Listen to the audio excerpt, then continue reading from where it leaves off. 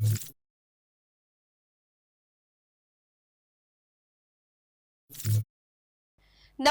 હું છું પ્રિયા અને તમે જોઈ રહ્યા છો જનતા કી જાણકારી ન્યૂઝ।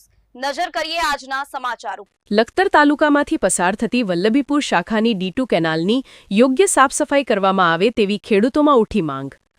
લખતર તાલુકામાંથી પસાર થતી વલ્લભીપુર શાખાની D2 કેનાલમાં સાફસફાઈ કરવામાં આવે તેવી સ્થાનિક ખેડૂતોમાં માંગ ઉઠવા પામી છે। લખતર તાલુકામાંથી નર્મદાની વિવિધ કેનાલો પસાર થાય છે, જેની સમયસર સાફસફાઈ નહીં કરવાના કારણે કેનાલ ઓવરફ્લો થવાના અનેકવાર બનાવો બની ચૂક્યા છે।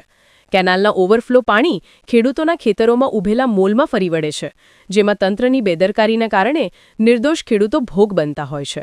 ત્યારે લખતરના ઢાકીથી વલ્લભીપુર જતી નર્મદા નિગમની વલ્લભીપુર શાખા નહેરમાંથી વિવિધ પેટા કેનાલો નીકળે છે, જેમાં લખતરના કડુ ગામની સીમમાંથી ઓળખની સીમ તરફ જતી D2 કેનાલમાં પુષ્કળ પ્રમાણમાં ઝાડી ઝાખરા ઉગી નીકળેલ છે, જેના કારણે કેનાલ ઓવરફ્લો થવાનો ભય ખેડૂતોને સતત સતાવી રહ્યો છે।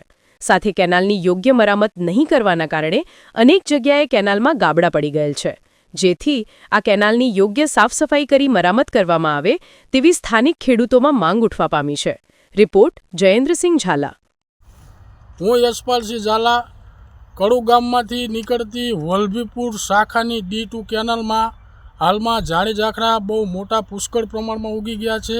તો સરકારશ્રીને અને નર્મદા નિગમને અમારી રજૂઆત છે કે આ ઝાડી ઝાખરા જો સાફ કરવામાં આવે તો આ કેનાલમાં પૂરતું પાણી બધા ખેડૂતોને મળી રહે, નહીંતર પછી પાણીનો ભરાવો થાય છે અને એના હિસાબે કેનાલ તૂટી જવાની બીક લાગે છે, ભય લાગે છે ખેડૂતોને। તો પછી સરકારશ્રીને અને નર્મદા નિગમને અમારી એવી કડુ ગામના ખેડૂતો વતીની રજૂઆત છે કે આ ઝાડી ઝાખરા સાફ સફાઈ કરે અને બીજા નંબરમાં જો આ કેનાલ નવી બનાવવામાં આવે, જર્જરિત હાલતમાં છે, નવી બનાવવામાં આવે તો અમે ખેડૂતોને પૂરતું પાણી મળી રહે અને તૂટી જવાની જે બીક છે એ દૂર થાય અને ખેડૂતોને પૂરતા પ્રમાણમાં પાણી મળી રહે એવી આશા સાથે કડુ ગામના ખેડૂતો